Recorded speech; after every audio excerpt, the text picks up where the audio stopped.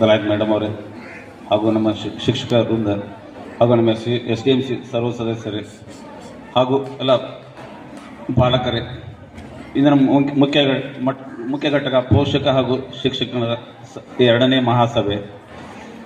ಈ ಸಭೆಗೆ ಮೊದಲೇ ಸಭೆಗೆ ಸಾಕಷ್ಟು ಪಾಲಕರು ಬಂದಿದ್ದರು. ಈ ಸಭೆಗೆ ತುಂಬ ಪಾಲಕರು ಕಡಿಮೆ ಬಂದಿದ್ದಾರೆ. ದಲಾಯತ್ ಮೇಡಮ್ ಅವರು ಸವಿಸ್ತಾರವಾಗಿ ನಮ್ಮ ಶಾಲೆಗೆ ಬಗ್ಗೆ ಎಲ್ಲ ಹೇಳಿದ್ರಿ, ಎಲ್ಲ ನಾವು ಕೇಳಿದ್ರಿ. ತುಂಬ ಅನುಕೂಲತೆ ಇದೆ ಶಾಲೆಗೆ. ಹಾಗೆ ಪೋಷಕರು ಪದೇ ಪದೇ ಸಭೆಗೆ ಅಟೆಂಡ್ ಆಗಿ ಶಿಕ್ಷಕರ ಜೊತೆ ವಿದ್ಯಾರ್ಥಿಗಳು ಏನು ಮಾಡ್ತಾ ಇದ್ದಾರೆ ಅಂತೇಳಿ ಅದರ ಉಪಯೋಗ ತೊಗೊಂಡ್ರೆ ಅಂದರೆ ನಮ್ಮ ಮಕ್ಕಳು, ಯಾಕಂದರೆ ಇಲ್ಲಿ ಬಂದಂಥ ಮಕ್ಕಳು ಎಲ್ಲ ಒಂದು ಕಾಂಪಿಟೇಟಿವ್ ಎಕ್ಸಾಮಲ್ಲಿ ಒಳ್ಳೆ ಮಾರ್ಕ್ಸ್ ತೊಗೊಂಡು ಪಾಸ್ ಆದಂಥ ವಿದ್ಯಾರ್ಥಿಗಳು ಒಂದು ದೇಶಕ್ಕೆ ಒಂದು ದೊಡ್ಡ ಕೀರ್ತಿ ಆಗ್ತಾರೆ ಈ ಮಕ್ಕಳು.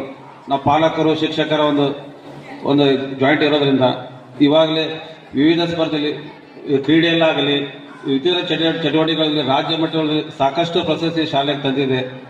ರಾಜ್ಯ ಮಟ್ಟದಲ್ಲಿ ನಮ್ಮ ಶಾಲೆ ಮೀಸ್ತಾ ಇದೆ. ಪೋಷಕರು ನಮ್ಮ ಶಾಲೆ ಅಂದ್ಕೊಂಡು ಪದೇ ಪದೇ ಮೀಟಿಂಗ್ ಅಟೆಂಡ್ ಆಗಿರಿ. ಇಲ್ಲ ಟೀಚರ್ಸ್ ಮಧ್ಯದಲ್ಲಿ ಮಕ್ಕಳ ಮಧ್ಯದಲ್ಲಿ ಏನು ಕೊರತೆ ಇದೆ ಅದನ್ನು ನಿಭಾಯಿಸಿಕೊಂಡು ಇನ್ನೂ ಹೆಚ್ಚಿನ ಗುಣಮಟ್ಟವನ್ನು ಸಾಧಿಸಬೇಕೆಂದು ತಮ್ಮಲ್ಲಿ ವಿನಂತಿ ಮಾಡಿಕೊಂಡು ನನಗೆ ಅವಕಾಶ ಕೊಟ್ಟದಕ್ಕೆ ಎಲ್ಲರಿಗೂ ಧನ್ಯವಾದಗಳು.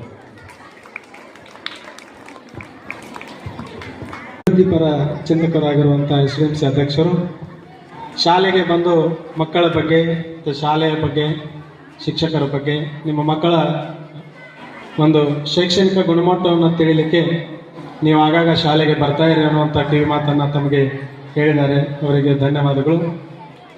ಸೊ ಇಲ್ಲಿ ಮುಂದಿನ ಕಾರ್ಯಕ್ರಮ ಅತ್ಯಂತ ಮಹತ್ವದ್ದು.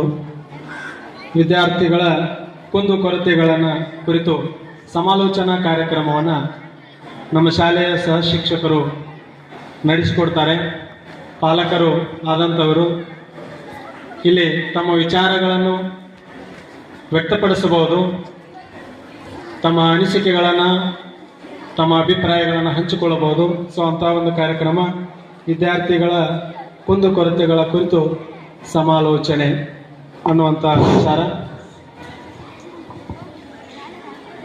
So we are going to counseling our students about their merits and demerits.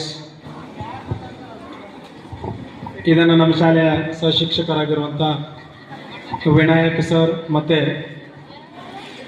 Parashuram sir ಮತ್ತು ಇನ್ನುಳಿದ ಎಲ್ಲ ಶಿಕ್ಷಕರು ಸಹ ಶಿಕ್ಷಕರುಗಳು ಈ ಒಂದು ಕಾರ್ಯಕ್ರಮವನ್ನು ನಡೆಸಿಕೊಡಬೇಕು.